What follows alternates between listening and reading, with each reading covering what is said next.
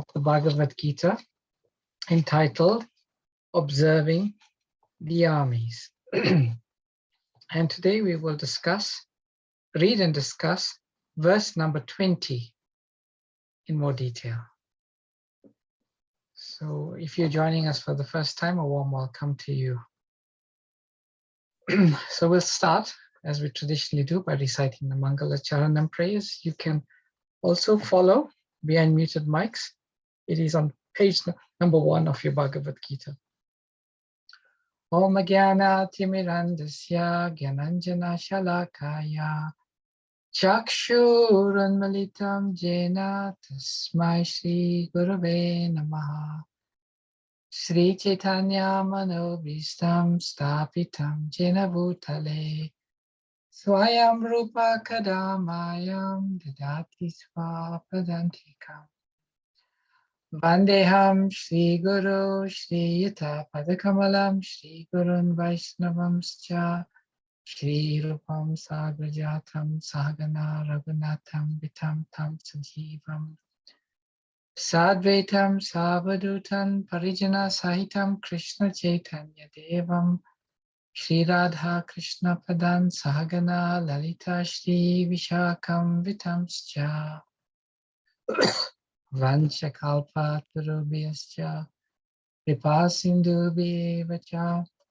Patitanam Pavanebhyo Vaishnavebhyo Namo Namaha Jai Shri Krishna Chaitanya Prabhu Nityananda Shri Advaita Gadadhara Shri Vashadi Gaura Bhakta Vrinda Hare Krishna Krishna Krishna Hare Hare Hare Rama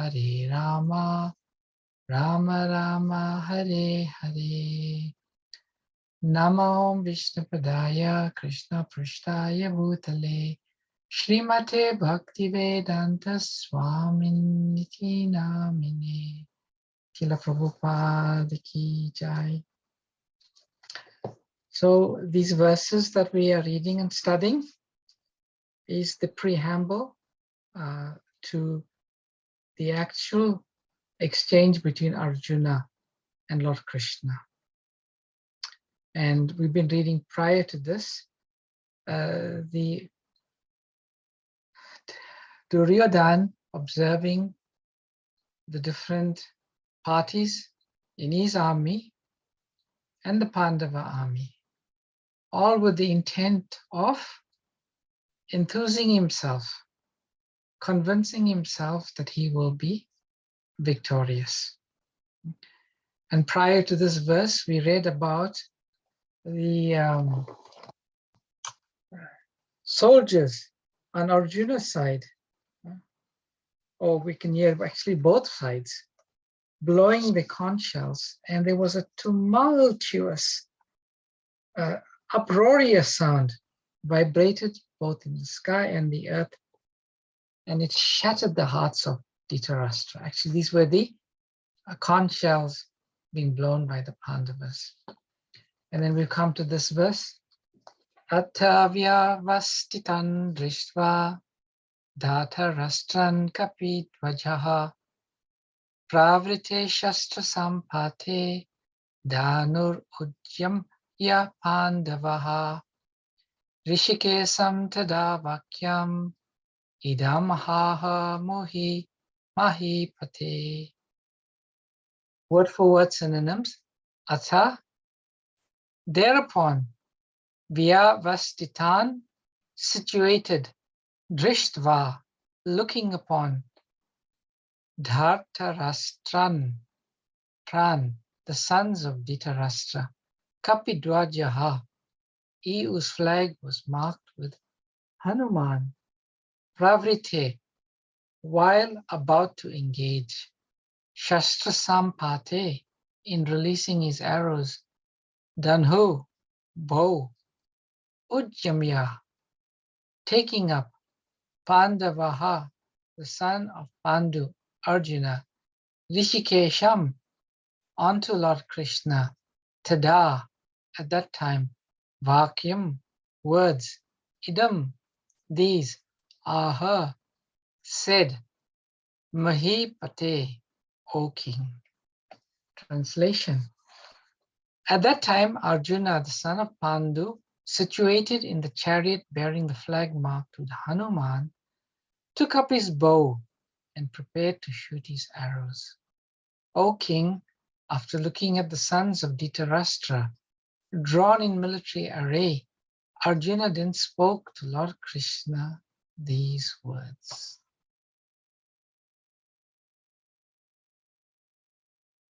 The battle was just about to begin. It is understood from the above statement that the sons of Dhritarashtra were more or less disheartened by the unexpected arrangement of military force by the Pandavas, who were guided by the direct instructions of Lord Krishna on the battlefield. The emblem of Hanuman on the flag of Arjuna is another sign of victory because Hanuman cooperated with Lord Ram in the battle between Ram and Ravan. And Lord Ram emerged victorious. Now both Ram and Hanuman were present on the chariot of Arjuna to help him. Lord Krishna is Ram himself, and wherever Lord Ram is eternal servitor Hanuman, and his eternal consort Sita, the goddess of fortune, are present. Therefore, Arjuna had no cause to fear any enemies whatsoever. And above all, the Lord of the senses, Lord Krishna, was personally present to give him direction. Thus, all good counsel was available to Arjuna in the matter of executing the battle. In such auspicious conditions arranged by the Lord for his eternal devotee, lay the signs of assured victory. So very nice verse. At that time, Arjuna, the son of Pandu, situated in the chariot bearing the flag marked with Hanuman, took up his bow and prepared to shoot his arrows. O king, after looking at the sons of Dhritarashtra, drawn in military array, Arjuna then spoke to Lord Krishna these words. This is a very interesting verse and purport. And at the outset, at the very outset, the outcome of the battle seems to be certain. Why is this being said? Because if we look at Arjuna's position, everything associated with Arjuna is indicating auspiciousness and victory. First and foremost, Arjuna has Krishna on his side.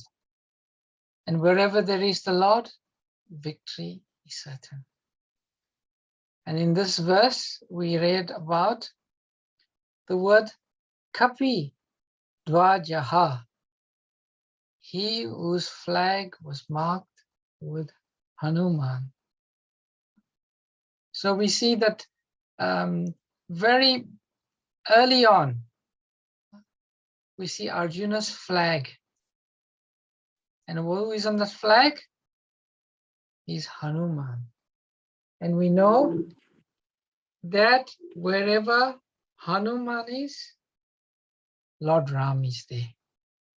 And wherever there's Lord Ram, there is victory. So here we have two signs. Firstly, Krishna is Lord Ram. He's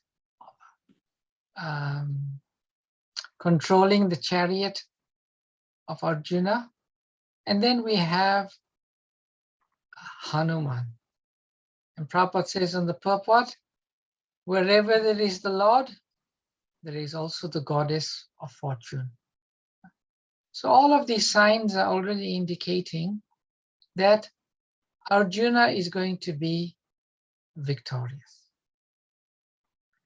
In the first line of the purport, well, actually it is the second line, Prabhupada says, it is understood from the above statement that the sons of Dhritarashtra were more or less disheartened by the unexpected arrangement of military force by the Pandavas.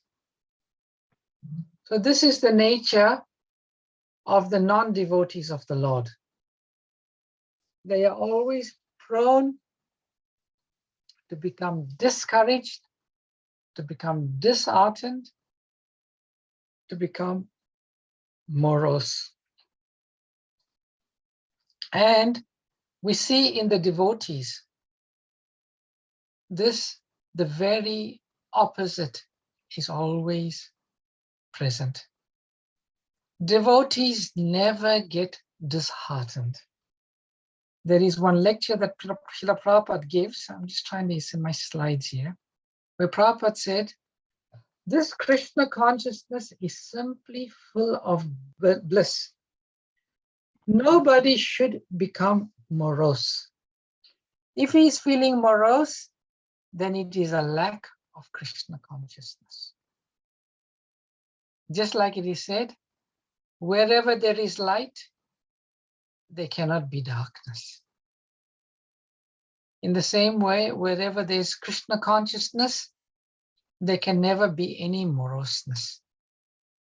Because moroseness is a symbol of the material mode of passion and ignorance.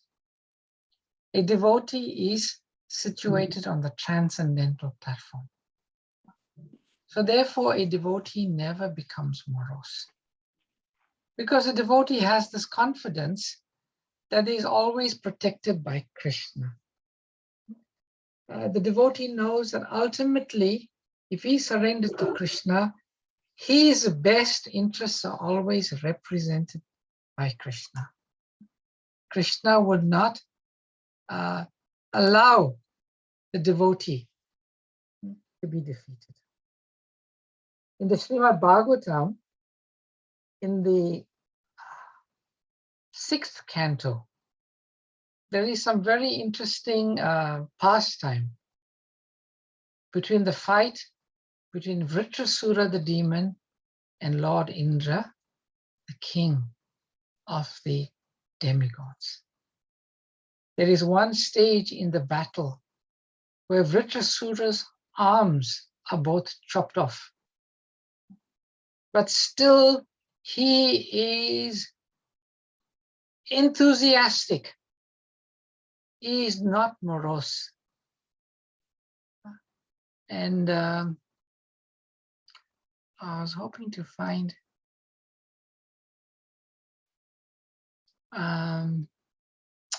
I'd pick up that verse.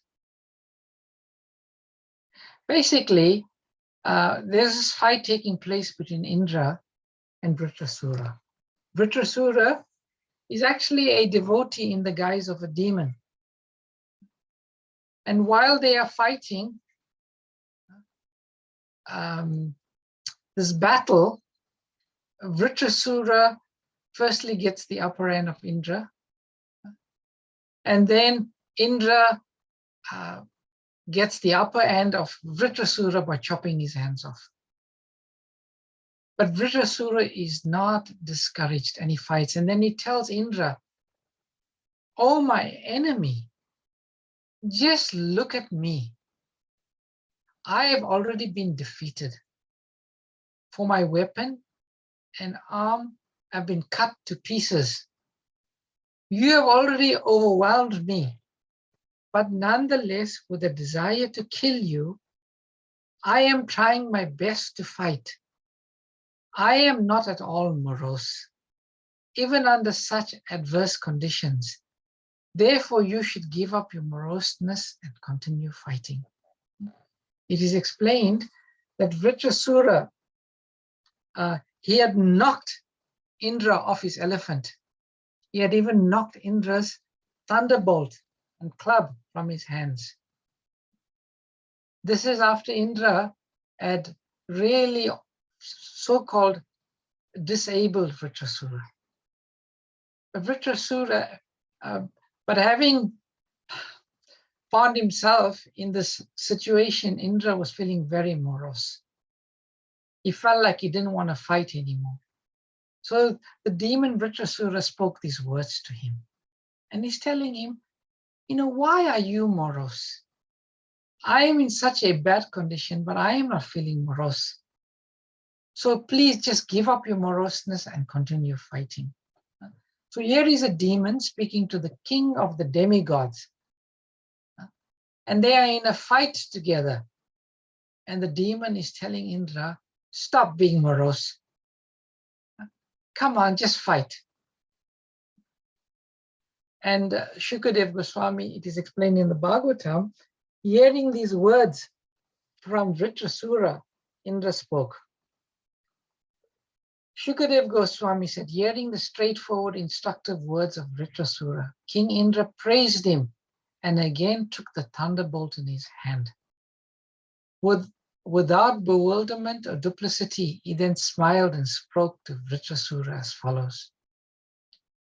Indra said, O great demon, I see by your discrimination and endurance in devotional service, despite your dangerous position, that you are a perfect devotee as a Supreme Personality of Godhead, the Supersoul and friend of everyone.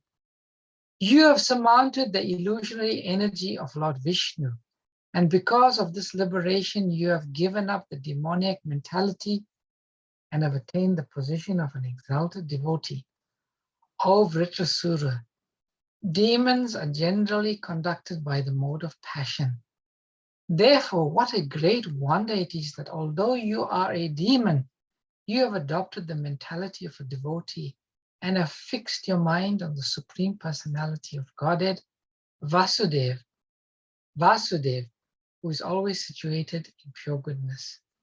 A person fixed in the devotional service of the Supreme Lord Hari, the Lord of the highest auspiciousness, swims in the ocean of nectar. For him, what is the use of the water in small ditches? So indirectly, Indra is telling him, you are a pure devotee of the Lord. You are completely surrendered to the Lord. Because of your surrender, you have completely surmounted the illusory energy. But I am not the same like you. I am not of the highest quality of devotee like you, who is totally and completely surrendered. Because of your complete surrender, you are above the mode of passion. And therefore, it is easy for you not to be morose. But I am not as pure as you, and therefore I am feeling morose. This is what Indra is directly telling Vritrasura. So here we see in this exchange between Indra and Vritrasura, the difference between a pure devotee of the Lord and others. A pure devotee never experiences moroseness, disheartedness. So in the same way, at the beginning of the battle, although Duryodhan was trying to peck himself up, he was still feeling, the moment he heard the conch shells of the Pandavas, he became disheartened. But that was not Arjuna's position. There's also another interesting exchange in the 15th chapter, I think it's the 5th canto, in the pastimes of Bali Maharaj conquering the heavenly planets. So there is a description between about Bali Maharaj. And there it is said, my Lord, our old enemy Bali Maharaj, now has new enthusiasm, and he has obtained such astonishing power that we think that perhaps we cannot resist his prowess. No one anywhere can counteract this military arrangement of Bali's. It now appears that Bali is trying to drink up the entire universe with his mouth, lick up the 10 directions with his tongue, and raise fire in every direction with his eyes. Indeed, he has arisen like the annihilating fire known as Samvartaka, kindly inform me, what is the cause of Bali Maharaj's strength, endeavor, influence, and victory? How has he become so enthusiastic? So this is Brihaspati speaking to Indra. And Indra is asking this question, how is this Bali Maharaj? He's just so enthusiastic. Then Brihaspati, the spiritual master of the demigod, said, "O Indra, I know the cause of your enemies becoming so powerful. The Brahmana descendants of Bhrigu Muni, being pleased by Bali Maharaj, the disciple, endowed him with such extraordinary power." And Srila Prabhupada gives a very wonderful purport. And in this purport, we get instruction on how we can overcome moroseness, defeat, disheartenedness in our own lives, and especially in our spiritual life. Srila Rupa Goswami says, there are 6 items that are favorable to devotional service. Utsahan is the first one, enthusiasm. We should always be enthusiastic in our Krishna consciousness. So let's read the purport. Brihaspati, the spiritual master of the demigods, informed Indra. Originally, Bali and his forces could not achieve such strength. But it appears that the Brahmana descendants of Bhrigu Muni, being pleased with Bali Maharaj, endowed him with this spiritual power. In other words, Brihaspati informed Indra that Bali Maharaj's prowess was not his own, but that of his exalted Guru Sukra Acharya. We sing in our daily prayers, Yasya Prasadat Bhagavat Prasado, Yasya Prasada Nagati Kutopi. By the pleasure of the spiritual master, one can get extraordinary power, especially in spiritual advancement. The blessings of the spiritual master are more powerful than one's personal endeavor for such advancement. Narottam Das Thakur therefore says, Guru Mukha Padma Vakya Chitete Kariya Akya Arana Kariyo Mane Asha. Especially for spiritual advancement, one should carry out the bona fide order of the spiritual master. By the parampara system, one can thus be endowed with the original spiritual power coming from the Supreme Personality of Godhead. Evam parampara praptam imam rajha sayor vidhu. So here Srila Prabhupada is explaining that spiritual power and spiritual potency comes through being endowed with a special power by the spiritual master.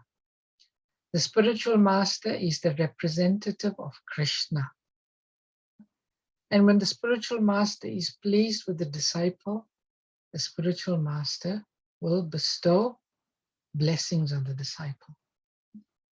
So Arjuna had the perfect spiritual master, the highest spiritual master in terms of Lord Krishna.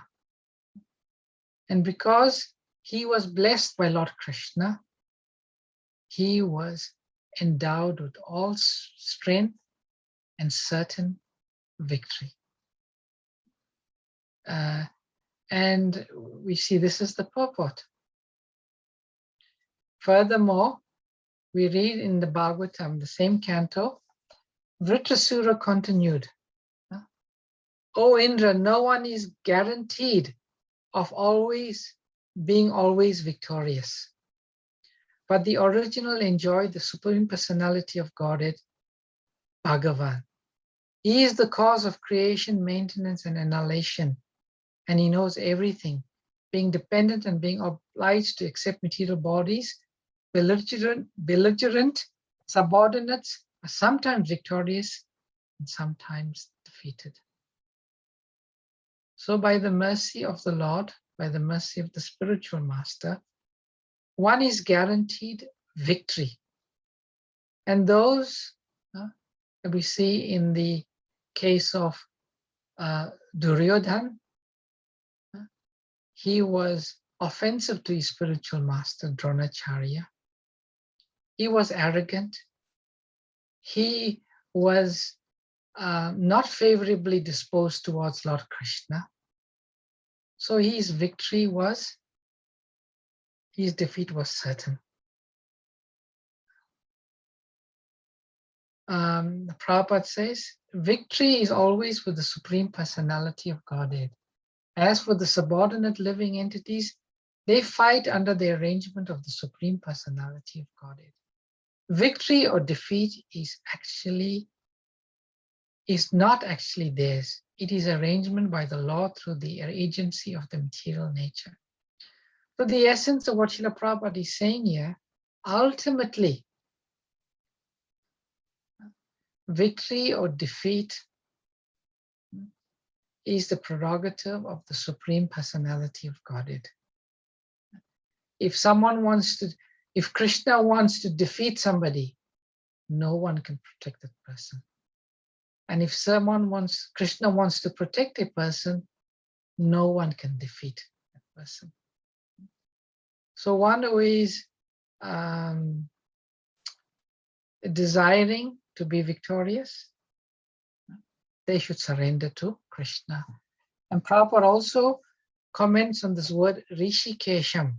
Krishna is referred to in this verse, Rishikesham, meaning the master of the senses. That is one famous verse in the scriptures. Sarvapadi vinir muktam tat paratvena nirmalam rishikena rishikesham sevanam bhakti uchyate. And there it says bhakti or devotional service means engaging all our senses in the service of the Lord, the Supreme Personality of Godhead, the master of all the senses. When the spirit soul renders service unto the Supreme, there are two side effects. One is free from all material designations, and one's senses are purified simply by being employed in the service of the Lord. So Arjuna, being a devotee of Krishna, he would engage all of his senses in the service of Krishna. And one who engages his senses in the service of Krishna, Rishikesham, is guaranteed victory in all situations. So this is the sum and substance and purport of this verse. I shall stop here and take any questions, comments, or reflections that anyone may have.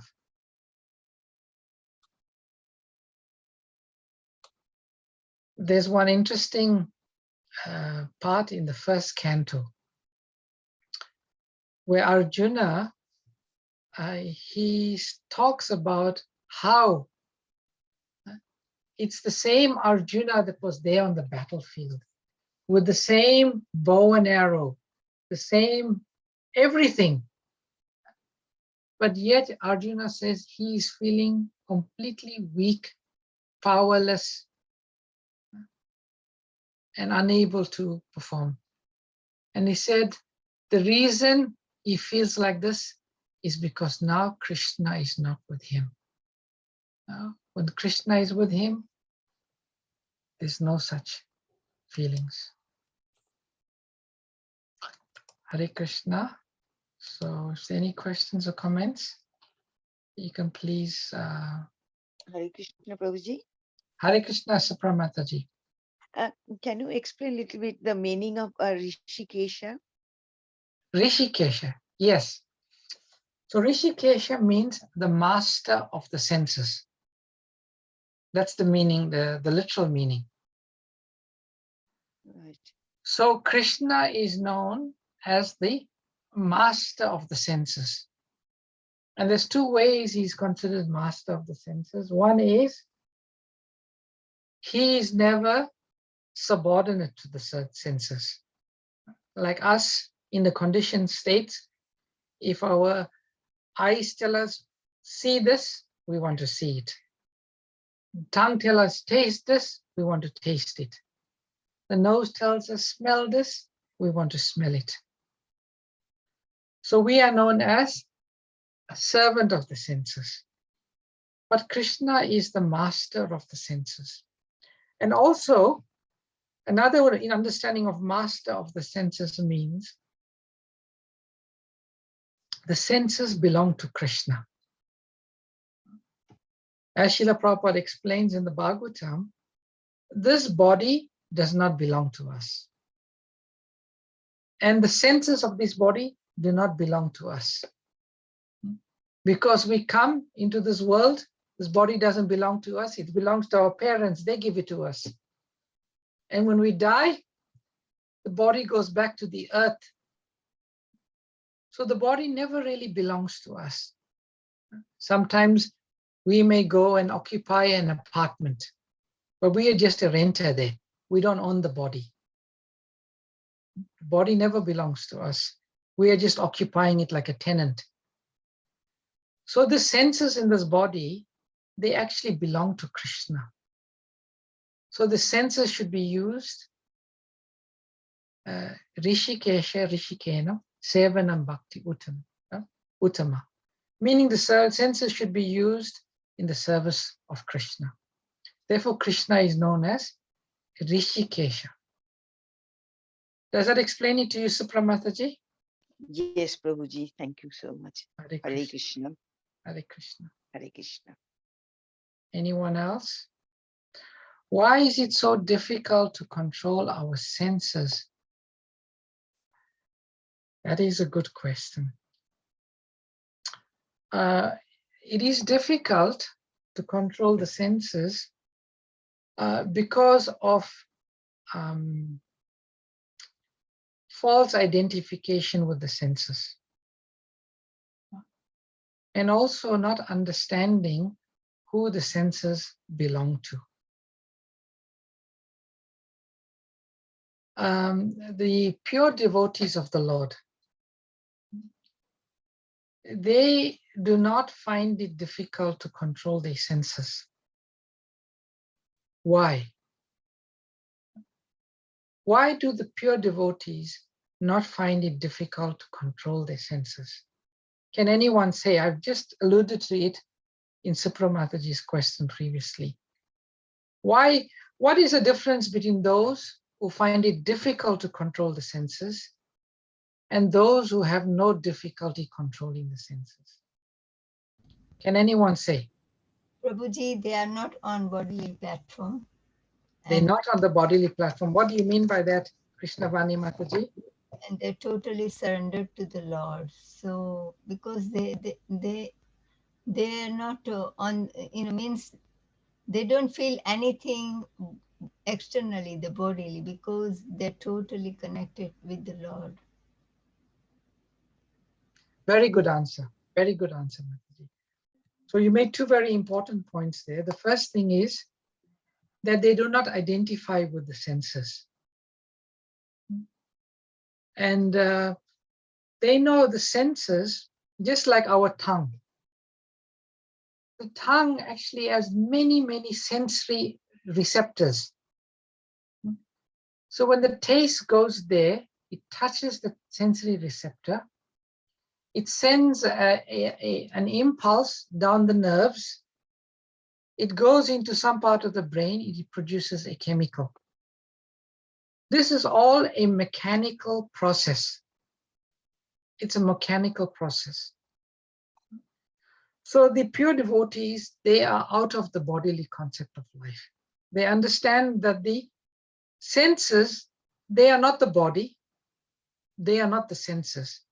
And they understand that the pleasure that the senses give are very temporary.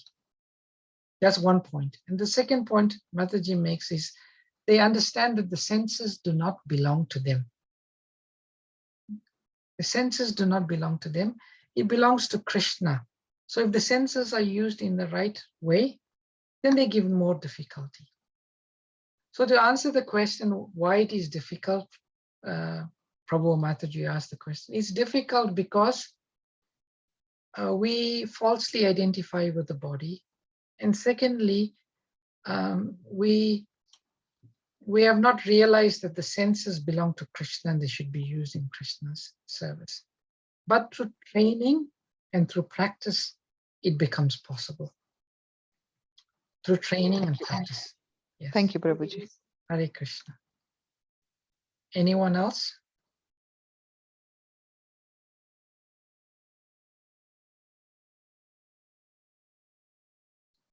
Jori Mataji, you earlier you unmuted yourself. Did you want to say something? I was just going to say to that question, why is it not difficult for the pure devotee? I thought about humility. They give up everything. As you say, about the senses, they control the senses. But I think it's most like, I'm just literally thinking of the question. They are not materially inclined to enjoy material life. They've actually, as one of Mataji said, surrendered to the Lord. So they've actually given themselves to the Lord. So, yeah, I think that's what I was thinking. The material sense is not, they're not interested in it, and they don't follow their material senses. So they've given up all gratification. Yes. In the Bhagavad Gita, sorry Mataji to interrupt you. Did you want to say something? No, that's great. Thank you, Prabhuji. Thank you. In the Bhagavad Gita, Krishna gives one example of one animal or one living being that very nicely displays how the senses should be used. Who can remember? Tortoise? Tortoise. Yes, the tortoise. Krishna says the tortoise, when it wants to use the limbs, it comes out from its shell, it uses the limbs, and when it doesn't want to use it, it withdraws it. So the devotee Prabhupada writes there that the devotee is the same way. The devotee uses the senses to serve Krishna, and when there's no need to use the senses, it withdraws it. But that's difficult. It takes time and it takes practice, but it's possible. Any other questions or comments or reflections? Hare Krishna, Prabhuji. Hare Krishna, Mataji. Yes, I mean, with this topic, the thing comes to my mind is when a devotee uses their sense to serve Krishna, their senses get satisfied with the service of Krishna, and they actually don't have to satisfy their own senses time to time. That's what my understanding is. If we are constantly thinking of Krishna, we don't really need to much to satisfy our own senses. That's what I think. That's a very, very good point, Mataji. And that's actually the sum and substance of this verse here. It says here, this verse says, when one uses the senses in the service of Krishna, there are two side effects. When one uses the senses in service of Krishna, two side effects. What are the two side effects? The first effect is one is freed from all material designations, upadis. That means we start to understand that we are not the body, we're not the senses. And secondly, by using the senses in the service of Krishna, the senses become purified. And what does it mean when the senses become purified? It means the senses get used only in the service of Krishna. So this is a very famous verse, always quoted by Srila Prabhupada. And you've just explained those in your own words very nicely, Sima Mataji. Thank you. Hare Krishna. Where is this verse from? Which book? This is from the Narada Pancharatra, but it's also quoted in the Chaitanya Charitamrita. Oh, okay. Yeah. Heard it so many times, but I'm not sure where is it. Yeah. It is from. I can give you. I'll send maybe the references, Mataji, to you. Thank you, Prabhu. Yeah, Hare Krishna. All right then. If there's no other questions or comments, thank you very much, dear I'd devotees. like to make a comment, Prabhuji, again. Yeah, Sorry. sure. I'm just thinking about, maybe I've touched on that that way of life now, because I've actually never thought I would give up television, and I'm not interested in one inclination of watching TV, and it's been going on for months now. So could that be part of my journey?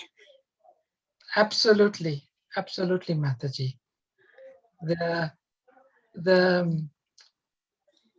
The impact of using your senses regularly in the service of Krishna means the more and more when you want to use them for your own pleasure, it becomes not attractive.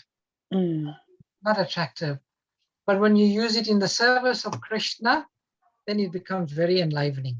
That is one of the effects of bhakti. What you are experiencing is actually very nice. It means that you are practicing nicely, Jolly Mataji. Thank you. I'm trying, Prabhuji. I am learning. Thank you. Okay, Hare Krishna. Well done. Hare Krishna. Hare Krishna. All right, thank you very much, dear devotees. We offer our Vaishnava pranams to all of you and wish you a good Sunday evening. Vanche kalpaturubhyascha kripa sindhubhya pacha patitanam Vaishnavebhyo namo namah. Ananta Koti Vaishnava Vrindavan Prabhupada Thank you, ki jai. Prabhuji. Ora Premanande.